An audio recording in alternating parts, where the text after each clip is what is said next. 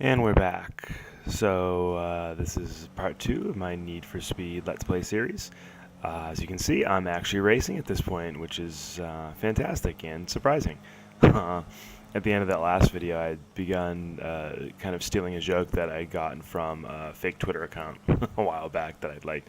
It was a fake Twitter account of Kaz Hirai when he was the leader of or the head of Sony's, PlayStation division. Now he's actually, I don't know if he's their overall CEO, but he actually got promoted. He's still with Sony.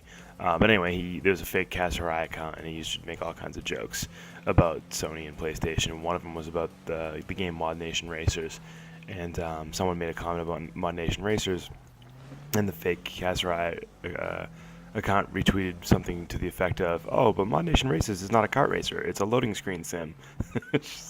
If you've ever played that game, you'll get that joke. It was pretty terrible on the loading times. All right, well, the brief foray into racing is over, and we're back into our cutscenes. So sit back, pour yourself a nice cup of coffee, and enjoy the cutscenes.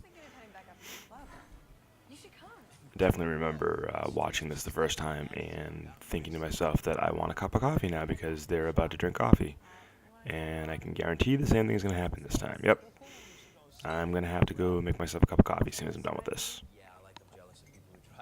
Alright, well, we're chatting.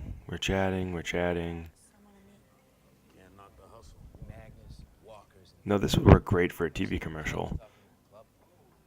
The whole first-person perspective and putting the coffee up to your face and looking like you're drinking it, that absolutely makes me want to drink a coffee. I always said advertising for food was the easiest thing in the world. Just make the food look good and I'm going to want to eat it. You don't even need to say anything. You could just have a black background and just show the food item. And that's it. Done. I'm sold. Alright, so now they're describing a little bit of how the game works. Again, I didn't really pay too much attention to this when I played it. I was more interested in driving around.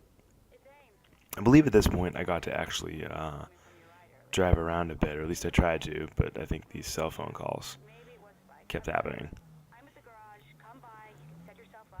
But I was mentioning before, I do like that this takes place in a city. I find that to be a lot more interesting than the setting of the last game. The setting of the last game was just very boring. I don't mind when you have, some country areas and some mountain areas, a couple towns. Like, that's always fun. But the last one was just entirely like mountains and like wilderness areas. There was no towns, no cities. I just thought it was a very boring game map. And it was part of the reason why I didn't like it. That's also one of the reasons why I enjoy games like The Crew, because of the locales that you get to visit. You get to visit all these different cities across the United States. The Crew I actually didn't think had the best driving mechanics. The controls were a little off, especially the turning. There was a bit of a delay in it, and also your back end tended to slide out a bit more than in other games. But I got used to it, and I was able to at least enjoy the game for what it was. Look, a Hot Wheels ad. So yeah, at this point I just kind of decided to drive around, get a feel for the controls, kind of see what the different areas look like. And I know I checked the map at some point and kind of I wanted to get a feel for how big the game world was, if it was just all one big city, or if they had different types of environments. It looks like there are different. It's one big city, but there are like smaller sections to the city that are separate. It's not all like one big lump of streets and roads. So yeah, it looks like it's going to be an interesting game map. I definitely look forward to playing it some more and getting to see more of the world. Once I'm done recording the audio over these 3 episodes that I screwed up, I'll probably jump in and actually play a little bit more and make some live commentary for a change.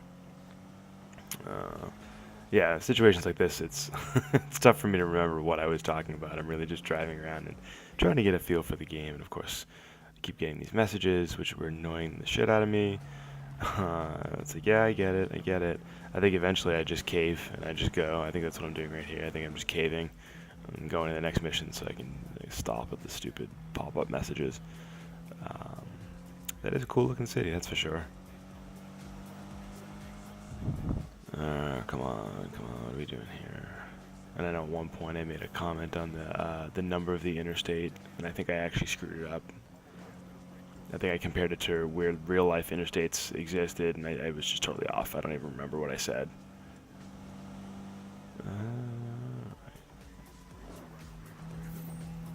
And then I noticed at the top of the screen that I'm popping all kinds of like boosts, like rep boosts from the different stunts and stuff that I'm doing. Oh, that was nice. Shouldn't have been all that difficult to avoid that collision, but I was probably not paying attention. But yeah, it looks like all the stuff that you do while you're just driving around earns you rep, and I don't know if that just ranks you up or if you can use it for something. Who knows? I also discovered at some point that there's collectibles, which I like. I enjoy that. Some people think collectibles are stupid, but I enjoy having things to having things to pick up throughout the world as I explore. I mean, you can explore without the collectibles, but if I don't have some sort of an actual goal in mind, I tend to get bored. Which is part of the reason why I like playing for trophies and achievements, because I just like having that goal. I mean, obviously I want to beat the game too, but that gives me an extra added incentive to try different parts of the game that I wouldn't normally try, and to go explore areas that I wouldn't normally go to, and stuff like that. Alright, so here we are. Blah, blah, blah. Oh, yeah, so at this point I'm going to go into the garage. Seems like it's doing everything in its power to keep me from racing.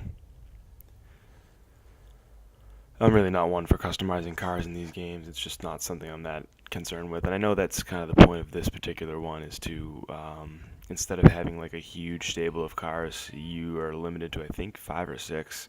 And you can kind of customize them, visually customize and just kind of make the car your own, and that's not really something that particularly appeals to me. I mean, obviously, I like to put upgrades in the cars so that they run faster and more powerful in general, but I'm not really that into visual customization. It's just not something I care about. Kind of the same way when I play like an RPG or a sports game, and you get to put yourself in the game, or get to create a character. I always look at the character creation screen and just say, meh, I don't care. I take the defaults, I tweak a couple of values, and then I'm on my way. I just don't really care that much about this type of thing. I want to play the game.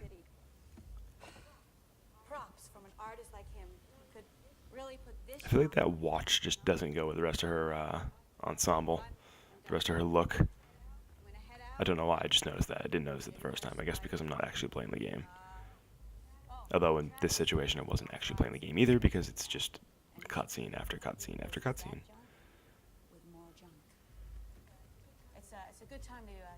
Yeah, great. I don't have a vision. I just want to play the game.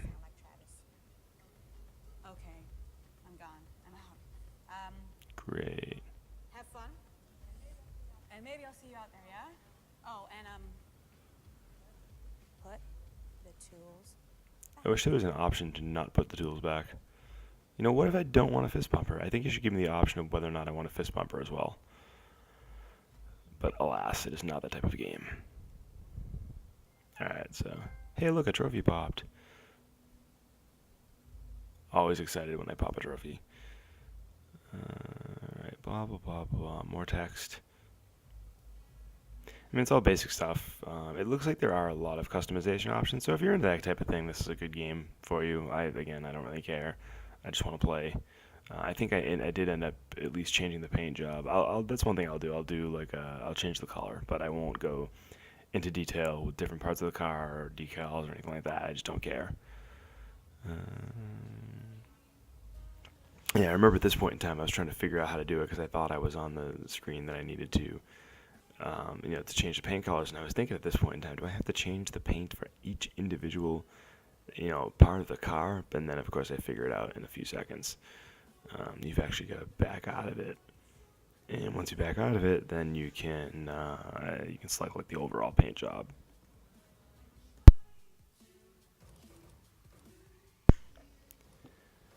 So at this point, I'm just scrolling through the hoods again. This is not something I really care about. I just want to change the color. There it is. There is a lot to this, that's for sure. And you can make any car pretty much any color you want. I ended up going with a dark purple. For some reason, I like that color on cars. Normally, I'm a green or blue guy, but for some reason on cars and games, I like to make them this kind of like a midnight blue, purple-ish color. There we go. That looks about right.